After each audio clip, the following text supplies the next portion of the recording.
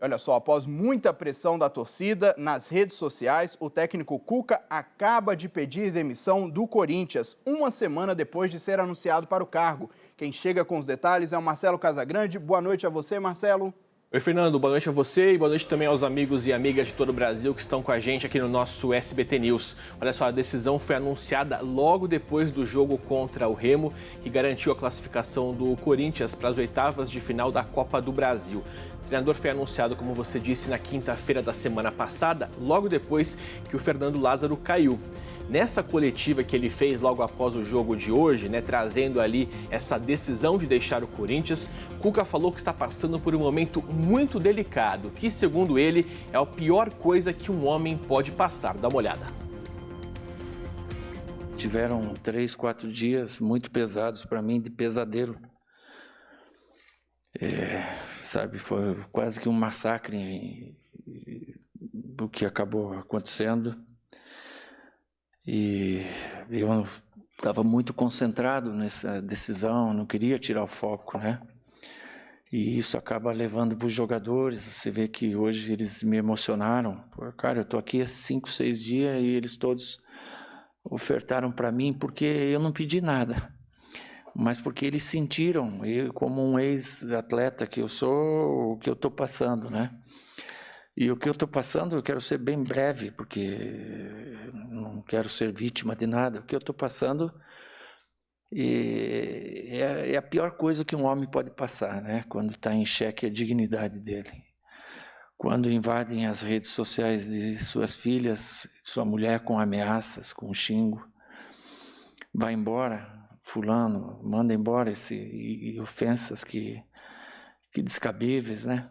E chega um momento assim, sinceramente, que eu vou fazer 60 anos o mês que vem, dia 7 de junho. Você pesa o que vale a pena, o que não vale a pena na vida, né?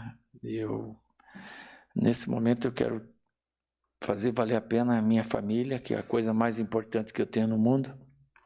Eu não esperava essa avalanche que ocorreu aqui, eu não esperava. São coisas já passadas há muito tempo e ressurgidas hoje como se aconteceu ontem. Eu fui julgado e punido pela internet, entre aspas, né? E isso tem uma consequência muito grande em todos os sentidos. Eu não quero entrar em detalhes. Então eu saio nesse momento, não é por o que eu queria, lógico que não é o que eu queria, você espera uma vida inteira para estar aqui e daí você sai dessa forma, mas é um pedido, é de minha família. Pai, vem, estamos precisando, vem. Amanhã eu estou em casa, vou cuidar de vocês. Olha só, já no dia do anúncio, uma onda contrária à contratação tomou as redes sociais, uma espécie de linchamento virtual, como o próprio Cuca disse aí na coletiva. Cuca foi condenado pelo estupro de uma jovem de 14 anos de idade na Suíça em 1987, ou seja, 35 anos atrás. Ele teria praticado um estupro coletivo com outros 3 jogadores na época então do Grêmio. Até hoje, esse caso segue em segredo de justiça. O Cuca sempre negou o envolvimento, sempre negou a prática do estupro contra a jovem, mas o portal de notícias UOL, na terça-feira, conversou com o advogado de defesa dessa jovem.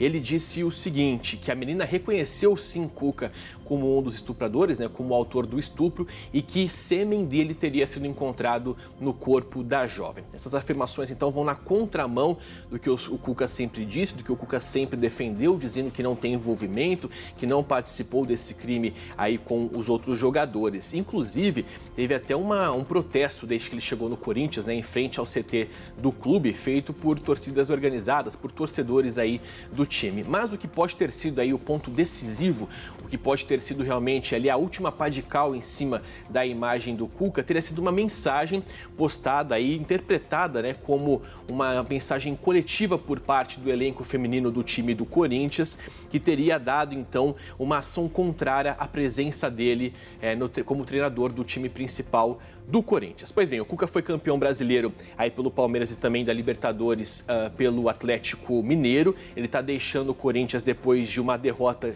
de 3-1 para o time do Goiás e depois com uma vitória de 2-0 sobre o Remo, né? Perderam pelo mesmo placar no jogo de ida contra o Remo e agora nos pênaltis acabou classificando o time do Corinthians, viu? Agora, após a classificação, quem acompanhou o jogo, ouviu a repercussão nas redes sociais, viu que o elenco do Corinthians correu para abraçar o então técnico, agora ex-técnico do Timão, viu, Fernando?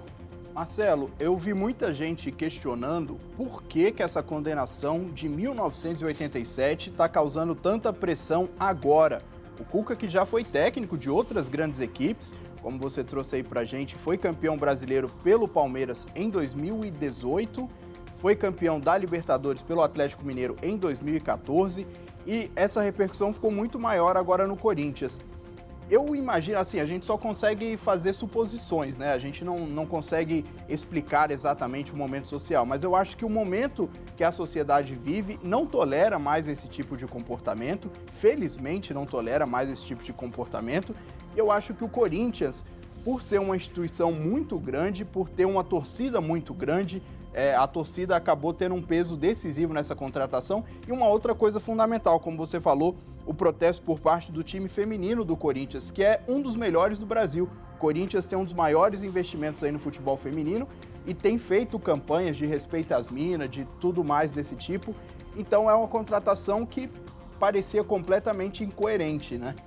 Exatamente, quando você tem aí, né, a gente diz que no mundo corporativo é a imagem corporativa de uma empresa, e o mesmo é pelo clube, né? O clube, quando ele faz a escolha de monta um elenco ou traz então uma liderança, como é o caso de um técnico, ele também coloca valores embutidos nessa contratação. E quando esses valores são manchados ou são colocados em xeque, aí tem repercussões como essa. E tem uma questão bastante importante, né, Fernando? A gente sabe que tradicionalmente a torcida do Corinthians é bastante engajada, ela tem um apelo muito forte social.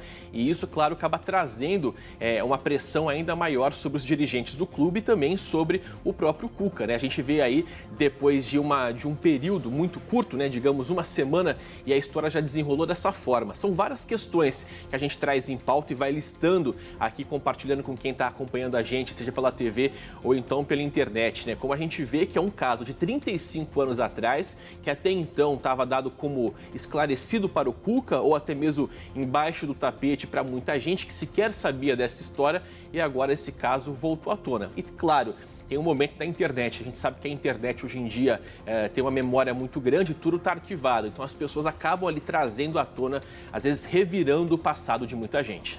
E Marcelo, muito se fala também sobre a questão da ressocialização. Uma pessoa que cometeu um crime não pode voltar a trabalhar.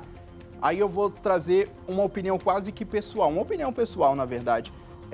O Cuca, primeiro que ele não pagou a pena, né? Ele foi condenado e ele nunca foi preso porque nenhum dos outros 3 envolvidos, porque o Brasil não extradita seus cidadãos. Então ele não poderia ser extraditado para pagar esse crime na Suíça. E uma outra coisa é que ele pode voltar a trabalhar, claro, sim, mesmo se ele pagou pelo seu crime, ele foi preso, ele poderia voltar a trabalhar sim, mas eu acho que o futebol mexe com uma coisa muito de idolatria, de uma imagem.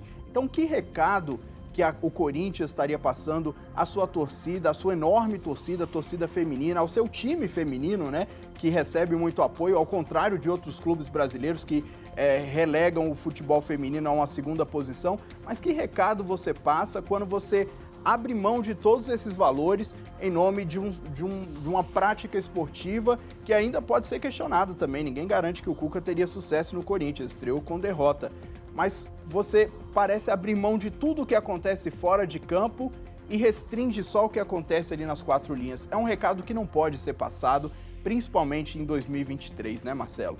Exatamente isso, Fernando. Acho que é o momento de realmente dar à luz a esse tipo de situação, de machismo, enfim, são vários subtemas relacionados a esse assunto que com essa decisão, ou com esse momento que o futebol vive, mostra que o futebol é muito mais do que o próprio futebol, né? Tem uma mensagem social muito grande por trás também. É isso, Marcelo. A gente volta a conversar sobre esse e outros assuntos, mas agora eu vou seguir